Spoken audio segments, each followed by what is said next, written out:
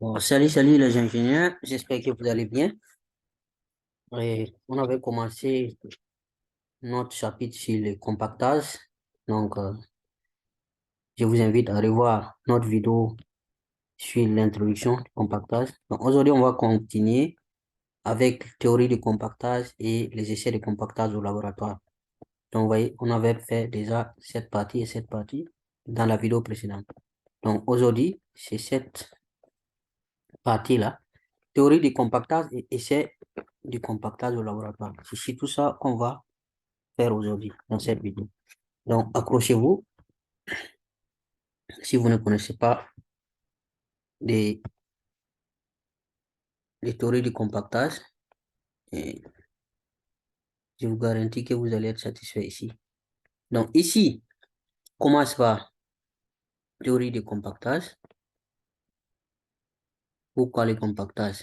Donc, comment on fait le compactage? Donc, les techniques de compactage des sols cohésifs. Vous connaissez les sols, quand on dit sol cohésif, vous comprenez, j'espère. Voilà. Par exemple, de l'argile, sol fin et sol cohésif. Pas les sables, par exemple. Donc, ces techniques-là, ou ces sols-là, sont vraiment relativement nouvelles, quoi. Donc, en 1930, Proctor, c'est un professeur aux États-Unis, a développé les principes de compactage dans, dans une série d'articles qu'il a publié, et Engineering New Record. Donc, en l'honneur de ce professeur, Proctor, on a nommé l'essai standard de compactage au laboratoire, là, a été nommé en utilisant son nom, quoi. Donc, c'est pour ça qu'on appelle ça l'essai Proctor, parce que c'est lui qui a vraiment travaillé beaucoup sur ça et publié des articles. Donc, il établit que le compactage est fonction de 4 variables. Donc, compactage là, il y a 4 variables qui entrent en jeu. La densité sèche du sol, on a défini ça dans le chapitre D. À tenir en eau, ça aussi, ça a été défini. Je vous invite à revoir sur ma chaîne YouTube les vidéos sur le chapitre D. Et encore, l'effort de compactage. Ça, on va définir ça tout de suite. C'est quoi l'effort de compactage? Et après ça, il y a les types de sol. Graduation, présence des minéraux et tout. Minéraux argileux. Donc, l'effort de compactage est une mesure de l'énergie mécanique appliquée à la masse du sol. Donc, l'unité, ça fait joule par mètre cube. Cela dit, ça peut être kilojoule par mètre cube aussi. Voilà, vous connaissez déjà le joule. Voilà. Donc, un joule, c'est comme si c'était newton par mètre. Le poids, donc, c'est comme si l'énergie du compactage, l'effort de compactage, là, c'est comme si c'est l'énergie en fonction je vais dire pour 1 mètre cube de sol. Voilà, l'énergie qu'on utilise pour 1 mètre cube de sol. Donc, on va voir ça tout de suite. Donc, au chantier, par exemple, si vous allez sur un chantier, l'effort de compactage, c'est-à-dire l'énergie utilisée par mètre cube, cet effort-là est obtenu en fonction du nombre de passes. Je pense que j'avais expliqué ça dans la vidéo précédente. Nombre de passes de rouleaux compacteurs, des rouleaux compresseurs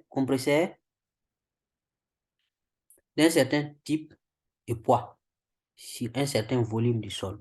Donc, le volume du sol est bien déterminé. Le type, le poids du rouleau compresseur est bien déterminé. Et le nombre de passes aussi. Donc, voici une photo qui permet d'illustrer ce que je viens de dire. Voici une machine, le rouleau compresseur, un rouleau compresseur. C'est un type parmi tant d'autres. Il a son poids spécifique. Maintenant, volume. Bon, ici, par exemple, j'ai du bitume. Mais en bas, il ne faut pas oublier qu'il y a eu des couches de sol d'abord. S'il s'agit du sol aussi, c'est pareil. Donc, la quantité qu'on va verser qui a été versé là est un peu connu. À peu près quel volume de sol. Et maintenant, la machine va faire des va-et-vient. Je pense que j'avais expliqué ça aussi dans la vidéo précédente. Voici ce qui se passe. Par exemple, vous voyez ici les concassés là. On a ici les bitumes. Donc là, quand il passe, le rouleau là, compresseur là, quand il passe, ça resserre les grains du sol. Ça resserre, vous voyez, comment ça affecte. Ça affecte ici là, cette couche là. Vous voyez. Ça resserre et ça permet vraiment de resserrer les vides là, les vides qui sont dans les grains du sol et choses sont vraiment resserrés. Et donc, c'est ça le compactage. C'est de resserrer au maximum. Parce que quand c'est resserré, ça devient plus résistant. Et la capacité devient plus grande. OK? Donc, ça, c'est sur le terrain. C'est d'ici les chantiers. Mais on va revenir sur ça aussi. Vous voyez ici, donc on utilise ça, cette machine-là, par exemple. C'est juste un type de machine. Et le poids va changer en fonction du type de machine. OK? Et si vous allez maintenant au laboratoire, on peut utiliser l'impact ou vibration dynamique. Compactage statique aussi est utilisé. Maintenant, pendant le compactage par impact, on va définir tout ça. C'est quoi compactage statique, compactage par impact, percussion et percussion. Et celui-là, le compactage par impact, là, est le plus utilisé. C'est celui qu'on utilise le plus. Et il y a d'autres même qui ne connaissent même pas compactage statique, par exemple. Donc, pour les compactages par impact, là, un marteau est laissé tomber à plusieurs reprises sur un échantillon de sol dans une moule. Donc, la masse du marteau, la hauteur de chute, le nombre de couches du sol, le volume de moule sont bien spécifiés. Donc, pour ce qui concerne le compactage statique, par exemple, dont j'ai parlé tout de suite, voici un peu comment ça se passe. On place l'échantillon du sol. Ça, c'est une photo. Ça c'est une photo. Ça, c'est un schéma. Donc, l'échantillon du sol, là, est placé ici. Et il y a une charge qui comprime, une charge statique. Hein. C'est pas comme si on fait des va-et-vient. Une charge statique qui va comprimer l'échantillon. Donc, moule à dépression. Et ici, vous avez le piston, un piston supérieur et un autre piston inférieur. Et l'échantillon des sols est dedans. Donc, ça, c'est pas trop utilisé comme ça au laboratoire. Celui qui est beaucoup plus utilisé, c'est celui-là en utilisant ça. Compactage par impact. Donc, dans cette moule-là, quand on a parlé d'un marteau, le marteau, c'est ce qui est là. Et cet élément-là, c'est ça qui est illustré ici par ce schéma. C'est là ces photos et là ce schéma. Cet élément-là qui est illustré ici par ce schéma, vous voyez à l'intérieur, vous voyez et ça, là où vous attrapez, et on peut attraper, c'est ça qui est là. Et la tige là, c'est cette tige qui coule ici là. Et la hauteur est bien déterminée. Et là, voici la dame, le marteau en réalité, la tête. C'est ça là, ça est dedans, ça coulisse. Voilà. Donc ici, vous ne pouvez pas voir ça, c'est couvert par ce qui est là. Mais la tige est là, et ici, c'est ce poids-là qui va tomber sur le sol. On va vous montrer tout de suite comment ça se fait exactement. Donc, le marteau est laissé tomber plusieurs reprises sur l'échantillon. C'est-à-dire, vous placez votre échantillon de sol ici, dans ces trucs-là. Donc, et vous laissez tomber, vous mettez ici le morceau là, vous laissez tomber, vous soulevez, vous laissez tomber. Vous soulevez ça, vous laissez tomber. Vous soulevez, vous laissez tomber. Donc, la masse du marteau, elle est connue. La hauteur des chutes, par exemple, de là à là, c'est connu. Volume du moule, c'est-à-dire le volume de ça, là. C'est ça le moule. Si c'est le marteau, là, vous placez le sol dans le moule et le marteau, vous utilisez pour taper les sols. Donc, tout ça, c'est connu. Masse du marteau, hauteur de la chute, volume du moule, nombre de couches de sol, c'est-à-dire les couches là, on va ajouter des sols, on tape, ça descend. On ajoute du sol encore, on tape, ça descend. Voilà, ça descend, c'est-à-dire ça se comprime, ça se compacte et le volume diminue, quoi. Ok? Donc, voici un peu ce que j'expliquais. Vous mettez le sol d'abord, voici la moule, c'est la moule qui est là. Donc, utilisez quelque chose pour mettre le sol dans la moule et on compacte. Vous voyez ce que le monsieur est en train de faire? C'est le marteau là, il tient comme ça. Et puis il met dans la moule. Donc, vous déposez le marteau et dans le moule comme ça, le sol, et vous soulevez en utilisant ça. Voilà. Donc, c'est le marteau seulement qui est soulevé. Vous allez voir que ça, lui là, la couverture là, si je peux dire ça comme ça, pour faciliter dedans, c'est les manches, hein. Ça reste dedans, collé au sol. Maintenant, les marceaux qui coulissent dedans, les marteaux qui coulissent dedans. Sinon, le bout qui est là, reste collé au sol dans le moule. Mais vous pouvez changer de position quand même, tout autour. Ok? Donc, vous voyez qu'au début, c'est comme ça. Après, ça devient bien, euh, bien compacté.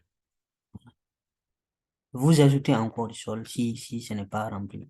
Donc, on va voir tout ça là, comment on ajoute, combien de fois on ajoute, combien de couches, tout ça. Donc, il y a d'autres, au lieu d'utiliser la main comme ça, c'est fatigant. Ils utilisent cette machine. Vous voyez le marteau là, la hauteur est bien connue. Donc, ça s'élève et ça tape dans le sol sera là, dans le moule. Donc, il y a d'autres qui utilisent ces machines-là aussi. Il y a plusieurs types, hein. Donc, par exemple, dans l'essai standard de Proctor, on a parlé de Proctor tout de suite là. Voilà. Cet essai-là, il y a plusieurs normes, hein, de cet essai-là. Tous ces normes. On a vu tous ces nombres, je pense. La masse du marteau, voici la masse. 2,400, 2400 choses. 2,495 kg. La hauteur de la chute là, c'est 304,8 mm. Le sol maintenant est placé 3 couches, c'est-à-dire 3 fois. Donc, si vous avez le volume du sol, au départ, vous pouvez diviser ça en 3 et vous placez 3 fois. Donc, approximativement, hein,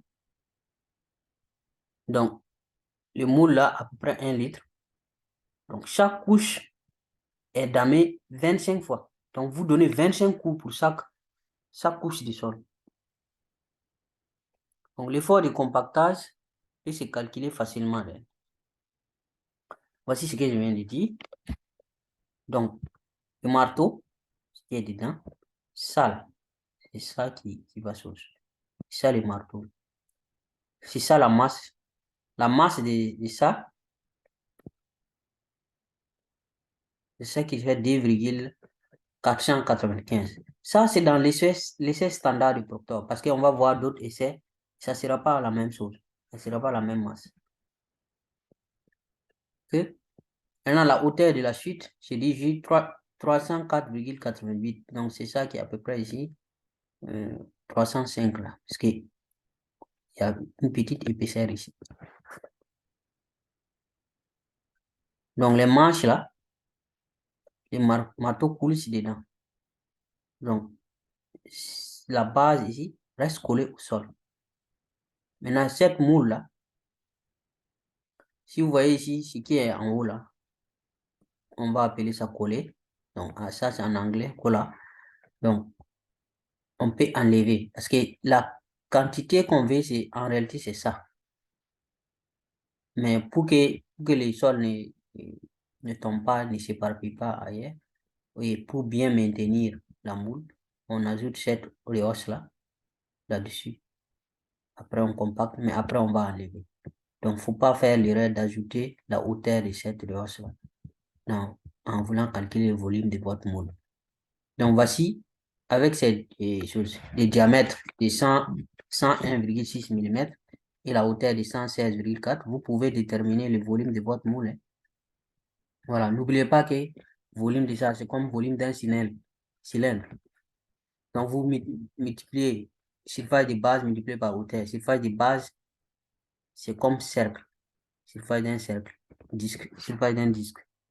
Donc, ça va faire diamètre au carré sur 4. Ou bien, euh, diamètre au carré 4 multiplié par pi.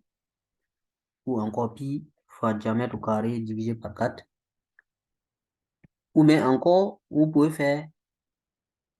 pouvez chercher les rayons en divisant le diamètre par d. Et ça va faire pi r carré en ce moment, que vous allez multiplier par la hauteur. Donc, si vous faites ça, vous allez vous allez avoir le volume de votre moule. Donc, c'est ça ce qui sera le volume de votre sol compacté à la fin. OK? Donc, ici, ça, c'est une photo. Il ne faut pas, ici, là, j'ai écrit moule CBR, mais c'est juste moule là, on veut voir en photo. Et Réhoche, ce que je disais là, c'est cette partie-là. On va voir après les différents types de moules. Ça, là, il faut ignorer ça. Et il y a la règle ici.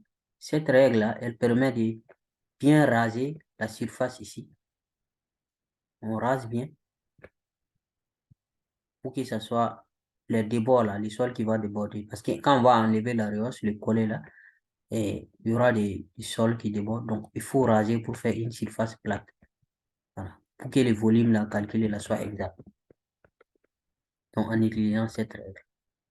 Si vous enlevez le collet, et voilà, c'est moule Proctor. Je dis ça, on parle ici. On ne parle pas de moule CBR d'abord. Mais on va voir la différence tout de suite. Je pense que c'est clair. C'est surtout cette méthode-là de compactage qui est utilisée au laboratoire. Hmm? Vous mettez le sol en différentes reprises, 3 fois, si c'est proctor normal, standard, et vous laissez tomber ce marteau-là dedans. Donc, l'effort de compactage, c'est ça. Donc, on a dit que l'effort de compactage, là, c'est l'énergie par volume du sol. C'est ça, non? Donc, l'énergie, vous vous rappelez de la formule, énergie mécanique, là, c'est-à-dire énergie potentielle. Ça fait masse fois hauteur fois G, MGH. Donc, énergie, ça fait MGH. C'est comme si c'était poids fois hauteur. OK? Donc, le M là, la masse, on a dit la masse de notre marteau, c'est ça. 2,495. Multiplié par G. G, c'est ça qui est écrit ici. 9,880. Il y a d'autres qui simplifient ça à 10. Donc, masse fois G, mg fois H. H ici, c'est la hauteur. Mais qui est converti à mètre, hein. Voilà, du millimètre, on doit aller en mètre. Donc, c'est ça qui fait que 0,3048 là, mètres. OK? Maintenant, ça là, on va laisser tomber cette masse-là 25 fois. 25 fois sur une couche. C'est ça qui fait les 25 coups par couche. 25 C par C. 25 couches 25 coups par couche. Et on a dit que c'est 3 couches. Voilà, 3 couches. 3 couches. Donc, cette énergie qui est là, c'est l'énergie d'un seul coup. Ou bien, si vous soulevez Et le marteau à cette hauteur qui est environ 304,88 mm. Et si on convertit en mètres, ça fait 0,3048 mètres. Un seul coup, c'est-à-dire si vous élevez une seule fois, c'est facile l'énergie que ça fait. Maintenant, comme c'est 25 fois pour une seule couche et qu'on a 3 couches, donc il faut multiplier par 3 et multiplier par 25. C'est pour avoir l'énergie totale pour un seul essai. Maintenant, le volume, ça, le volume du sol. Si vous calculez ici, avec la formule que j'ai dit, surface de base multipliée par hauteur, vous allez voir que le volume de cette moule, ça fait exactement ça, en mètre carré, en mètre cube. Faut pas oublier de convertir. Ça, c'est des millimètres. Donc, il faut convertir en mètre cube. Donc, si vous faites diamètre, qui est ça, 101,6, vous faites ça au carré, vous divisez par 4 et vous multipliez par pi, ça fait surface. Maintenant, vous multipliez par cette hauteur, vous allez avoir ça. Donc, on trouve l'énergie là, 592,7 kJ par mètre cube, à peu près. Donc, voici comment on calcule l'énergie compactage au labo. Donc, avec ça, on peut convertir l'énergie du compactage aussi chez les chantiers parce que le poids du rouleau compresseur là est bien connu. Donc, pour d'autres types de compactage, le calcul de l'effort de compactage là n'est pas aussi simple que ça, hein. Voilà. Dans le compactage statique, par exemple, le compactage statique, vous vous rappelez de ce compactage, voilà. Le sol est simplement comprimé dans une moule sous une contrainte statique. Voilà. Une contrainte statique. Dans une machine à essai au laboratoire. Donc, le processus de compactage pour les sols cohésifs peut être mieux illustré en considérant le compactage comme les essais Proctor. Donc, on va expliquer ça, comment ça se passe. Donc, on va prendre plusieurs échantillons du même sol. Ça veut dire que vous allez sur une zone d'emprunt, vous amenez votre sol. Vous dites que vous voulez étudier ce sol-là, voir est-ce que ce sol-là est bon pour votre route, par exemple. OK? Donc, vous prélevez avec des petits plats, vous enlevez plusieurs échantillons et vous venez vous compacter ces échantillons. Donc, plusieurs échantillons du même sol. Maintenant, vous changez la teneur en eau. Ça veut dire vous ajoutez, vous faites plusieurs morceaux, dans plusieurs plats, votre sol là. Mais vous ajoutez de l'eau. Parce qu'au début, il ne faut pas oublier aussi qu'au début, peut-être le sol a un teneur en eau naturelle. Maintenant, vous pouvez commencer avec ça d'abord si vous voulez. Après, vous ajoutez de l'eau. Il faut à chaque fois mesurer la quantité de l'eau que vous avez ajoutée. Vous ajoutez de l'eau et vous compactez, voir en utilisant les essais de compactage pour la densité totale ou humide et la teneur en eau. À chaque échantillon, la teneur en eau actuelle de chaque échantillon sont mesurées. Ensuite, la densité sèche là, vous connaissez la densité sèche, non? Raw dry là, raw deal. Voilà, il faut aller mettre le sol à l'étuve pour sécher, pour voir après combien ça pèse. Chaque échantillon peut être calculé à partir des relations de phase, les relations de phase qu'on a vues dans le chapitre 2 là. Alors, vous pouvez calculer raw dry. Si vous avez la teneur en eau, la teneur en eau, vous pouvez avoir la densité totale, vous pouvez avoir. Donc, vous pouvez avoir la densité sèche.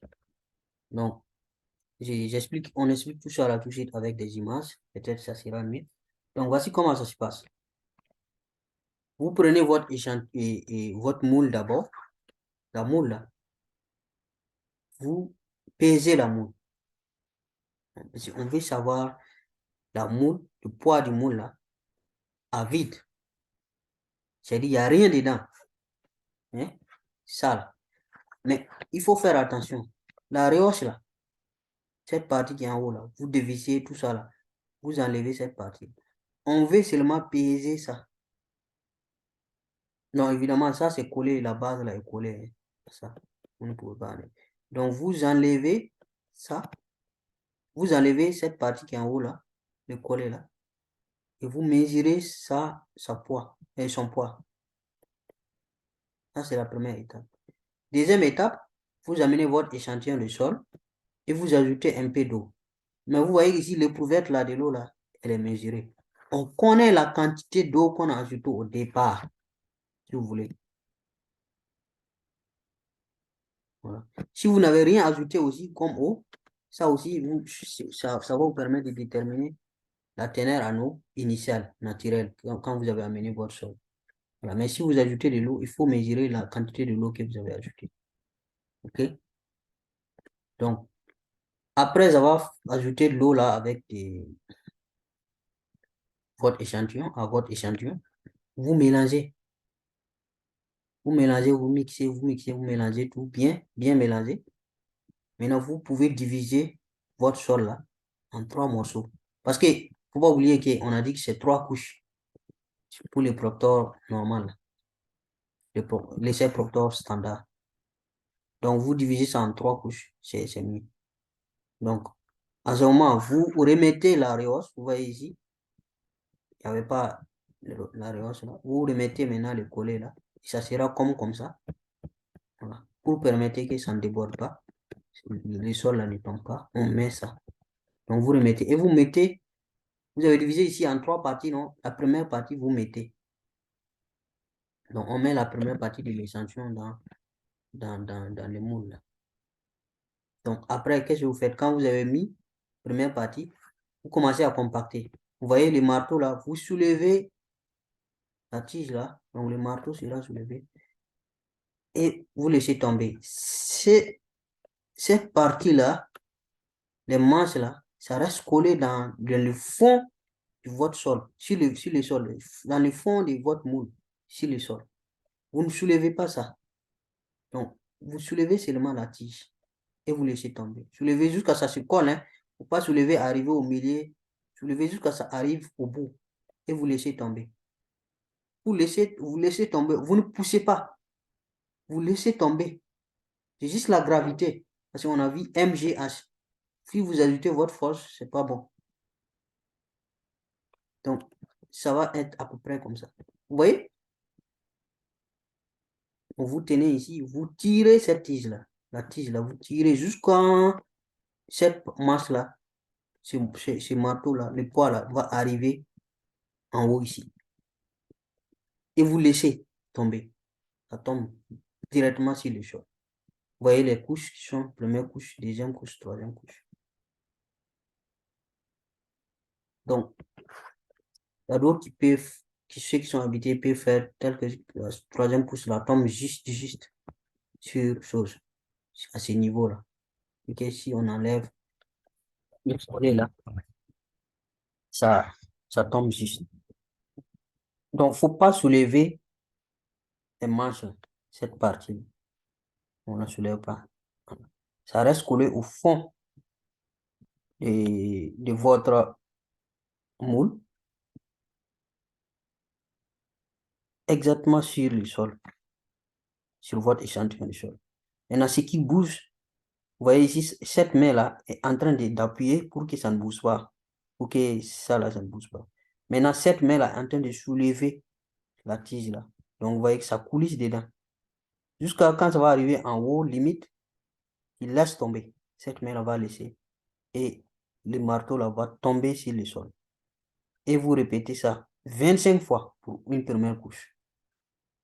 Vous revenez encore ici. Vous rajoutez la deuxième partie de votre sol. Parce que vous avez divisé votre sol en 3 morceaux ici. Vous compactez encore 25 fois. Vous revenez encore, vous mettez la dernière partie de votre sol. Et vous compactez encore. Jusqu'à vous avez fait, si vous avez fait les 3 couches, c'est bien compacté. Là maintenant, vous pouvez dévisser la réhausse là, ici. Et vous allez voir peut-être, il y a un peu de sol qui déborde un peu ici. Donc, vous utilisez une règle pour ramener ça chose tout plat. Donc, on enlève ce qui est écrit ici, on enlève le collet et on rase la partie supérieure là. Voici une photo qui explique ça. Vous voyez ici, quand vous avez fini de compacter là, ça sera comme ça. Donc, vous enlevez le collet là, cette partie supérieure là. Ben, c'est ça, cette partie, vous enlevez. Et le sol, il y aura un peu de sol qui va déborder. Vous voyez cette partie qui est en haut. Et vous dites, ça c'est une règle. La règle, on avait parlé tout de suite de la règle là, dans le diapo précédent. Donc vous utilisez la règle pour raser, pour que ça soit sur une surface plane. Ici. Parce qu'on veut calculer le volume exact, la masse exacte du sol qui est dans ce volume. Il ne faut pas fausser le calcul. Donc en ce moment, vous prenez ça qui est rasé là, bien à plat là, vous mesurez encore le poids. Il ne faut pas oublier que vous avez mesuré le poids du moule vide. Donc, vous mesurez le poids du moule qui est rempli du sol compacté. Donc, vous aurez deviné que ça va nous permettre de savoir le poids du sol qui est dans le moule. Ou bien, voilà. Donc, il suffit de faire le poids total moins le poids du moule à vide. Donc, on aura le poids du sol. Il ne faut pas oublier que ce sol qu'on a ici, là, c'est du sol plus un peu d'eau qu'on a ajouté, l'eau qu'on a ajoutée là. Donc, on connaît la quantité de l'eau. OK? Donc, on part, on pèse, on amène sur la balance. Voici le poids quand c'est rempli. On prend ce poids-là, on fait moins le poids comment de notre moule à vide là. Et comme le poids du moule à vide ne change pas, à chaque fois qu'on va répéter, on va juste utiliser le même poids. OK? Donc, on recommence encore l'expérience. Donc, ce qui est évident ici, vous connaissez la masse humide, c'est-à-dire la masse totale. Vous vous rappelez, on a dit qu'il faut la densité totale humide. On connaît cette densité totale humide. On connaît ça. OK? Il faut peser la masse totale. Donc, qu'est-ce que les gens font? Après, le sol qui est là, si vous avez pesé, OK, c'est bon. Vous coupez un peu du sol qui est là, vous mettez dans un petit plat, peu importe la quantité, et vous pesez. Et vous allez mettre à l'étuve. Voici un exemple. Voici, vous voyez les différents plats, il y a beaucoup de plats qui sont dedans. Et vous voyez qu'il y a des papiers qui sont écrits dans les plats. On écrit, puis on met. Vous voyez? Donc, on écrit. Donc, ça, c'est moi, quand je faisais licence à 2G, l'Institut 2G au Burkina Faso, Ouagadougou. Et on a fait ces expériences-là. Donc, cette photo, c'était pendant nos séances des travaux pratiques. Donc, vous prenez ces plats-là, vous pesez ces plats. Par exemple, je prends un échantillon, ou bien je commence par celui-là. Vous pesez à vide. Donc, ça veut dire que vous connaissez le poids de votre plat. On va appeler ça une tare. C'est une tare, on appelle ça. Vous connaissez le poids de la tare. Et vous coupez un peu ici de votre sol. Vous mettez dans le plat. Et vous pesez ce que vous avez mis là. Donc, vous allez obtenir un nouveau poids. Supposons qu'au début, là, le poids de la tare vide, là, c'était 30 grammes. Vous mettez maintenant, ça fait 120 grammes. Donc, il faut faire 120 grammes moins 30 grammes pour avoir le poids du sol que vous avez utilisé. C'est 90 grammes. Si je ne me trompe pas. Donc, vous connaissez ainsi le poids de votre sol, le morceau que vous avez coupé ici, là. Voilà, vous connaissez le poids. Et vous mettez à l'étuve maintenant. Vous voyez ça, cette machine, ça, c'est chaud. Dedans, c'est chaud. Ça va permettre de sécher votre sol, votre échantillon que vous avez mis. Donc, le lendemain, si vous revenez, si vous enlevez, vous pesez encore. Voilà. Et vous connaissez le poids. Et même si au départ, vous n'avez pas pesé pour connaître le poids de votre tarte, c'est pas grave. Le poids total que vous avez pris quand le sol a été humide et le poids total encore que vous allez prendre à votre arrivée le lendemain, vous faites le poids de la veille là, quand le sol était humide là, moins le poids à sèche là, quand vous sortez l'échantillon de l'étude.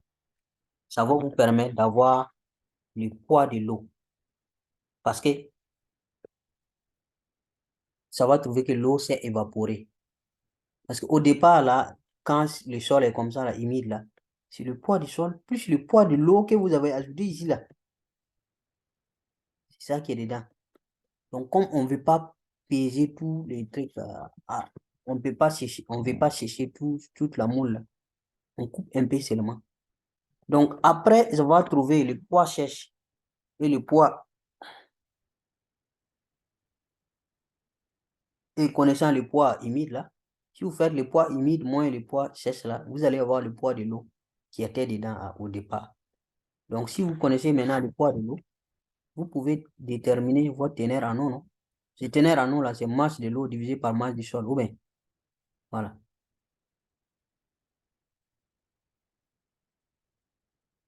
Et la teneur en eau, là, ça, des petits échantillons que vous avez trouvés là, ben, ça sera pareil ici.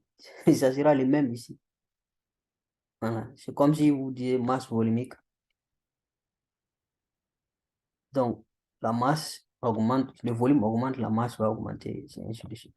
Donc, la teneur en eau, ici, vous pouvez calculer, vous pouvez faire, si vous avez trouvé le volume de l'eau, la masse de l'eau qui était dedans, vous pouvez automatiquement trouver, en divisant cette masse par les masses du sol, là, vous pouvez trouver eh, la masse volumique.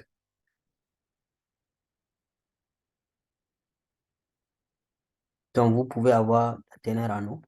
Et vous notez la teneur en eau là, avec maintenant la masse volumique et la masse, la densité sèche là. Vous pouvez calculer ça aussi. Donc, en faisant ça, l'étive là-bas, à la sortie de l'étive, la masse à la sortie de l'étive et la masse à l'entrée de l'étive quand on avait ce sol-là, ça moins l'étive, sortie de l'étive va vous donner la masse du poids, la masse, c'est la même chose à peu près ici, de votre, de l'eau que vous avez ajoutée là. Donc, on fait ça là, plusieurs, vous voyez qu'il y a plusieurs tas, plusieurs échantillons. Donc, on a fait ça 6 fois, par exemple, et puis on a mis dedans. Donc, vous ajoutez un peu d'eau encore. Vous refaites les mêmes tests. Inutile de peser encore les choses. Moule là, vous pouvez peser aussi à vide encore, hein.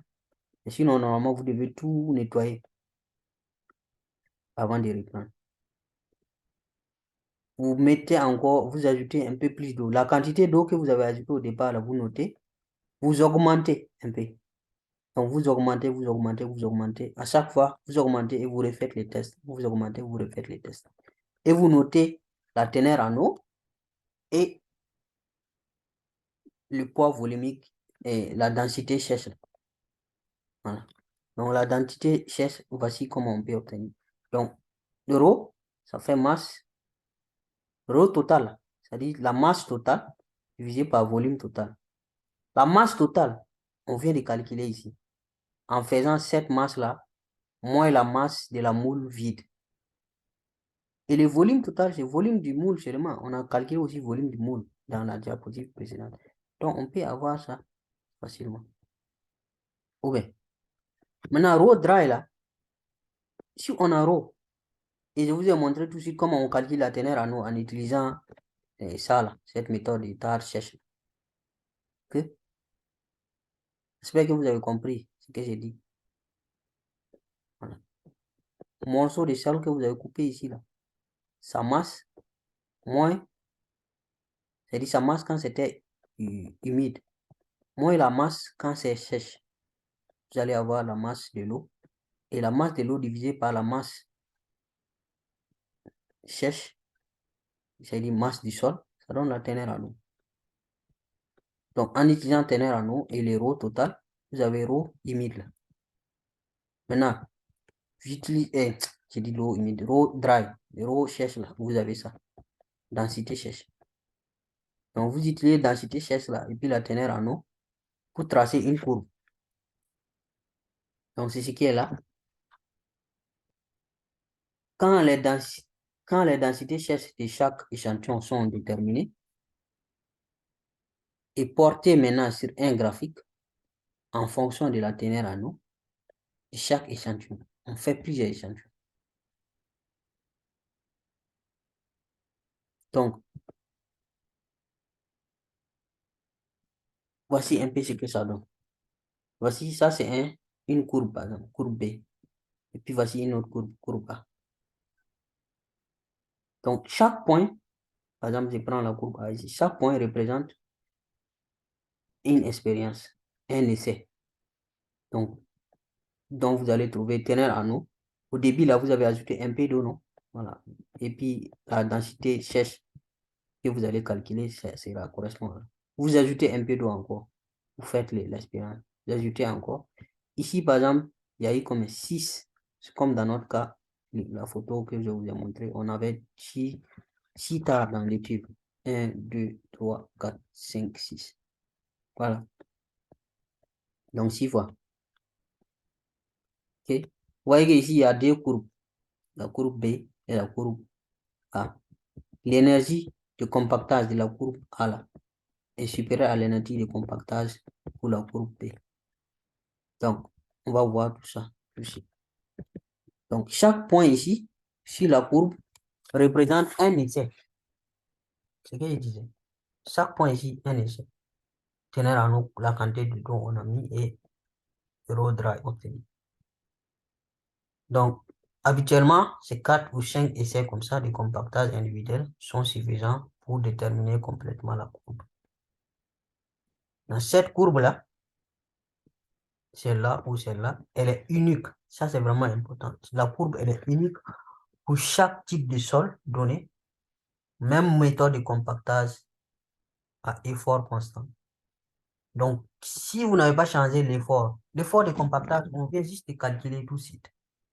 Mais si vous calculez, vous changez par exemple la masse du marteau, la hauteur du chute, vous voyez que dans notre calcul de l'effort de compactage, là, il y avait tous ces données là-dedans. La masse multipliée par hauteur, MGH, non. Si vous changez ça, ou bien vous changez le volume de votre moule, ça peut changer. Mais tant que ça reste toujours le même modèle de moule et les mêmes méthodes, cette courbe-là, elle est unique pour chaque sol. Voilà. Très important. Donc, le sommet de cette courbe-là, vous voyez le sommet ici, ici, est un point très important. Ce point-là, on appelle ça le maximum de densité sèche. Vous voyez quel est le maximum ici, densité sèche. Ça veut dire que ce point-là, quand le sol va sécher, si vous faites votre compactage, par exemple, sur les chantiers, avec les rouleaux compresseurs, là, quand le sol va sécher, ce sol aura une densité très élevée. Donc, ça sera bien compacté. On se comprend. Donc, ici, la masse volumique est très élevée. Donc, pour un petit volume, la masse est très élevée, par exemple. Ça veut dire on est arrivé à comprimer le sol là pour qu'une grande masse puisse être comprimée dans un petit volume. Ce que ça veut dire. Donc, ce point-là est très important. Et c'est maximum, et le maximum de densité sèche, rho dry max, rho D max là. une ténère en eau connue comme ténère en eau optimale. Donc, ténère en eau de WOP. Ténère en eau optimale. Aussi appelé ténère en eau humide optimale. Optimum moisture content. Donc, ceci ne reflète pas nécessairement la densité sèche maximale qu'on peut obtenir sur le chantier. Donc, ici, les valeurs type de densité sèche, ça c'est les valeurs type pour les sols, par exemple. Ça varie entre 6, à peu près le plus courant, 1,6 à 2 tonnes par mètre cube, ou bien les extrêmes, c'est-à-dire plus petit, 1,3 et 2,4 tonnes par mètre cube. OK? Donc, les ténères en eau optimales type sont habituellement 10 et 20 ténères en eau optimales, quoi. J'espère que vous comprenez ténère en eau. Masse de l'eau divisée par masse du sol. Donc, mais ça peut aller de 9, plus petit, à 40. Voilà. Donc, si cette figure aussi, on a les différents degrés de saturation. J'espère que les gens font la différence entre degré de saturation et ténère en eau. Degré de saturation, là, ça permet de voir est-ce que tous les vides dans le sol sont comblés de l'eau, c'est-à-dire sont remplacés par de l'eau. Donc, volume de votre eau divisé par volume du vide, les vides total. Donc, il ne faut pas confondre ça avec ténère en eau. Peut-être la ténère en eau peut être petite, mais tous les vides sont remplis, par exemple. OK? Mais la ténère en eau est grande, mais les vides ne sont pas remplis. Donc, faut faire la différence. Donc, vous voyez cette courbe-là. La ténère en eau, ça, c'est en fonction aussi des deux là. Poids, sèche et puis et ténère en eau. Ça, c'est degré de saturation, je suis en train de chercher. Je vous l'ai dit. Degré de saturation, cette courbe-là, par exemple, c'est degré de saturation à 100%. Ça, c'est un autre degré de saturation. Donc, la figure la présente aussi ça. Voici un exemple, par exemple, 100% et là, 80%, 60%. Donc, cette ligne-là, ces lignes-là représentent les degrés de saturation. Donc,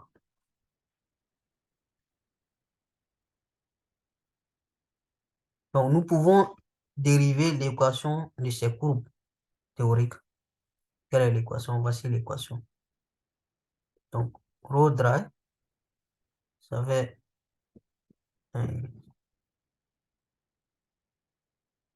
on utilise le poids humide là, le degré de saturation et la teneur en eau pour calculer l'eau, les rho dry. Voilà, c'est l'équation qui découle de ces trucs. OK? Donc ici, les positions exactes des courbes des degrés de saturation dépendent seulement de la valeur de la densité du sol, des solides. C'est-à-dire rho S là. Celui-là, rho S. Donc, pas rho truc là, les rho humides là. C'est-à-dire les grains à 100%. Uniquement les grains des trucs du sol. Donc, pour l'exemple qui est là, sur cette figure-là, la teneur en eau optimale, donc la teneur en eau optimale, elle correspond à un degré de saturation de 75%. Donc, par exemple, cette teneur en eau, qui est comme 12, quelque chose, ben, c'est pas 13 en tout cas, pour ça, ça correspond à un degré de saturation de 75%. Donc, cette ligne-là, c'est 75%. Cette ligne, c'est 100%. Voilà. Donc, la courbe de compactage, même si vous élevez l'énergie n'importe comment à très haute teneur en eau, on ne peut jamais atteindre degré de saturation 100%. Cette ligne-là, la courbe de comparaison, elle ne va jamais atteindre ici. Elle peut être tangente jusqu'à l'infini, mais elle ne va jamais atteindre ici. Donc, cette courbe-là, cette ligne-là, de 100% là, degré de saturation, on l'appelle courbe de vide d'air nul.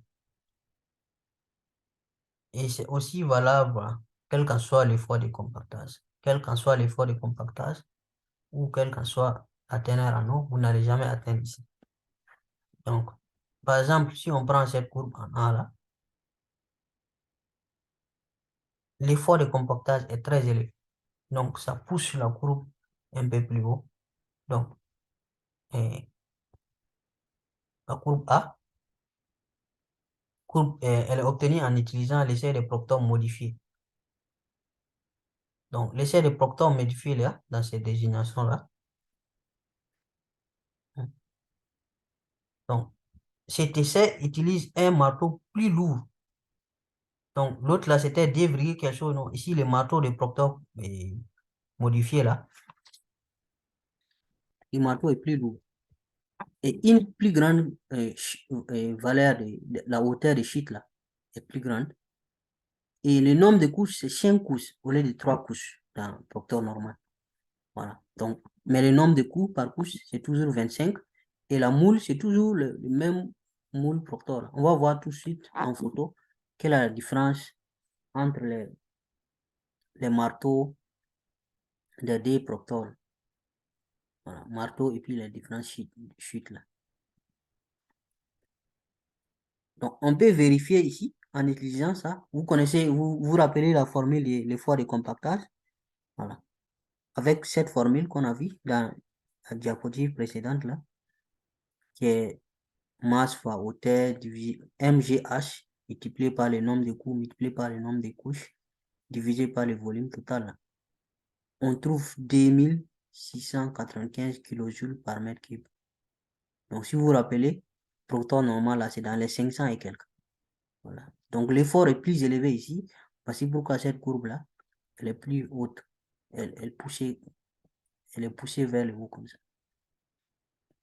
L'essai modifié a été développé durant la Deuxième Guerre mondiale par l'armée américaine pour mieux représenter le compactage nécessaire pour les aérodromes, gros porteurs.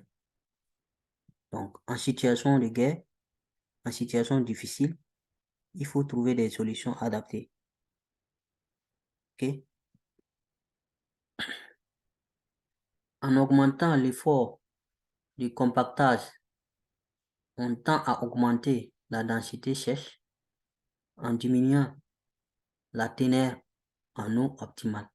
Donc, si on augmente l'effort de compactage là, on va augmenter la densité sèche et en diminuant la teneur en eau optimale. Donc,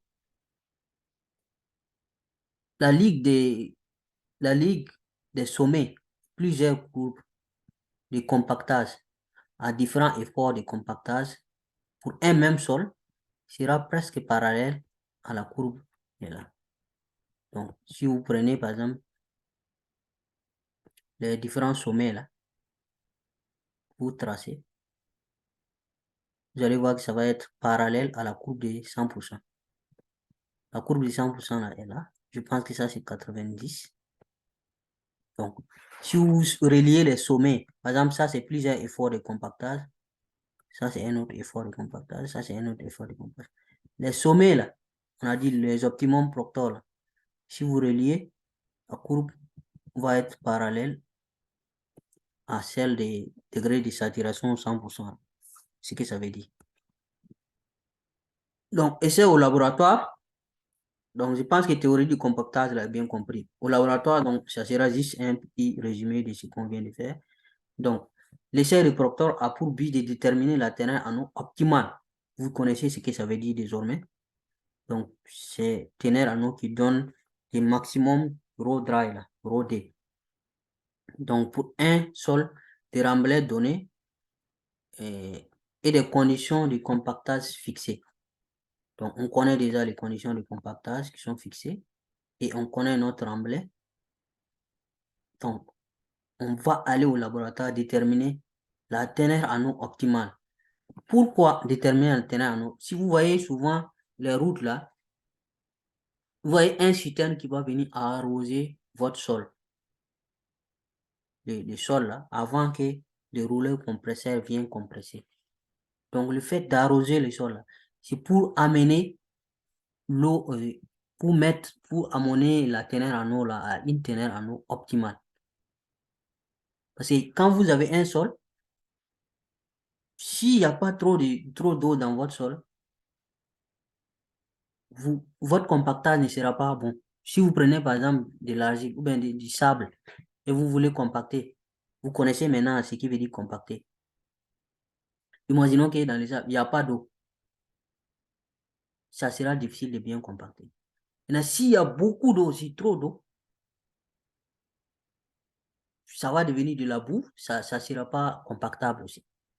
Donc, au milieu, là, il y a une quantité d'eau là qui est optimale, qui va vous permettre de bien compacter votre sol. C'est cette quantité d'eau-là qu'on a besoin, tenir en eau optimale. Donc, si on sait que voilà, ce sol-là, voici la teneur en eau optimale qu'il faut pour ce sol-là, pour que ce sol-là soit bien compacté. Tu vas dire sur les chantiers, ah, il faut ajouter euh, euh, les- la citerne, là, il faut faire passer la citerne tant de fois pour que l'eau, là, pour atteindre l'optimum Proctor. Donc, c'est ce que ça veut dire. Donc, l'essai consiste à compacter dans une moule normalisée à l'aide d'une dame normalisée. Donc, c'est ce qui est ça. Selon un processus bien défini, l'échantillon des sols à étudier et à mesurer la teneur en eau et son poids spécifique sec après compactage. Donc, tout ça là, on va aller vite parce qu'on a vu tout ça là. Donc, l'essai est répété plusieurs fois, comme on a bien défini. De suite, sur un échantillon porté à différentes teneurs en eau. Donc, on change la quantité d'eau à chaque fois pour voir quelle est la quantité d'eau qui est optimale. Hein? C'est ça l'essai. On définit ainsi plusieurs points d'une courbe de densité sèche en teneur en eau. Donc, on trace cette courbe-là qui représente un maximum dont l'abscisse est la teneur en eau optimale et l'ordonnée est la densité sèche optimale. Donc, la figure 4 là qu'on vient de voir. Donc, on utilise pour ces essais types de moules, on utilise pour ces essais-là des types de moules de différentes dimensions. Donc, voici les deux types de moules qu'on utilise. D'abord, il y a les moules Proctor et moules CBR. Moule Proctor, voici ses dimensions. Voilà. Le diamètre du moule et la hauteur. Donc, lorsque le matériau est suffisamment fin, là, c'est ce moule-là qu'on utilise. C'est-à-dire, il n'y a pas d'élément qui est supérieur à 5 mm. Donc, le type de moule qu'on utilise va dépendre du type de sol aussi. OK? Donc, le moule CBR, voici ses caractéristiques. CBR California Bearing Ratio. Donc, pour des matériaux de diamètre supérieur à 5 mm. Donc, pour les sols grossiers. Mais inférieur à 20 mm. Donc, ici, la moule, le diamètre, c'est 150 D. C'est plus grand que ça. Et la hauteur, c'est 150 D. C'est plus grand que ça. Vérifiez quand même si ces valeurs-là sont bonnes. OK. Avec chacun de ces moules-là, on peut effectuer maintenant les énergies normalisées de compactage choisies. Ces énergies-là, si on utilise le normal, respectivement l'essai de Proctor normal. Pour l'essai de Proctor normal, par exemple, les travaux de bâtiment ou des barrages qu'on utilise. C'est quand il s'agit de ces travaux-là qu'on utilise le Proctor, l'essai de Proctor normal. Maintenant, l'essai de Proctor modifié On a vu tout de suite ce qui veut dire modifier. Mais on va voir un tableau qui va nous permettre de comparer. Modifier là, c'est le cas des travaux de compactage routier essentiellement. Par exemple, on a vu tout de suite là que c'est pendant la Deuxième Guerre mondiale que les Américains ont développé cet essai de compactage modifié là. Donc, le tableau ci-dessus là, on va nous faire un résumé, voilà, de ce qui est là. Donc, essai Proctor, Proctor normal et Proctor modifié. Donc, pour Proctor normal là, il y a, ben, à chaque essai quand même, il y a deux moules, hein. Moule Proctor, moule CBR, moule Proctor, moule CBR. Donc, normal là, le poids de la dame Proctor là, et puis la hauteur de chute est là. Mais modifié là, on a modifié les hauteurs sont plus grandes. Ça veut dire l'énergie ici est plus grande. Ok? L'énergie ici est plus grande. Donc, moule Proctor, on a vu ses caractéristiques. C'est là. Le moule sévère, on a vu aussi ses caractéristiques. Maintenant, le nombre de coups pour le moule Proctor est 25, que ce soit Proctor normal ou Proctor modifié. Nombre de coups pour les CBR là, moule CBR, c'est 55, que ce soit Proctor normal ou Proctor modifié. Voilà. Maintenant, nombre de couches pour Proctor normal, c'est 3. Le nombre de couches pour Proctor modifié, c'est 5. Quel qu'en soit le moule. Et maintenant, les énergies de compactage, voici les énergies, la comparaison. Voilà. Celui-là, on a vu en détail. Celui-là aussi, on a donné l'exemple. Ça peut se calculer, vous pouvez calculer. Donc, voici un peu la différence en photo. Vous voyez ici, moule Proctor et moule CBR. Lequel est plus grand? Vous voyez que c'est CBR là qui est plus grand. Ça fait, vous voyez les dimensions du moule CBR. Maintenant, chez marteau là, la dame Proctor modifiée et dame Proctor standard. Vous voyez que modifié là, c'est le plus gros marteau. C'est plus lourd. Et ici aussi, la hauteur est plus élevée. Voilà. Vous voyez que c'est plus long. La hauteur de chute là, c'est ça, hein. C'est plus long. OK? Voilà. Donc, la rioche, ça c'est pareil. Anneau circulaire et la règle. Donc, la différence, c'est surtout ça. Pour les procteurs normal et modifiés là. Normal, modifié. Maintenant, moule, proctor, moule, CBR.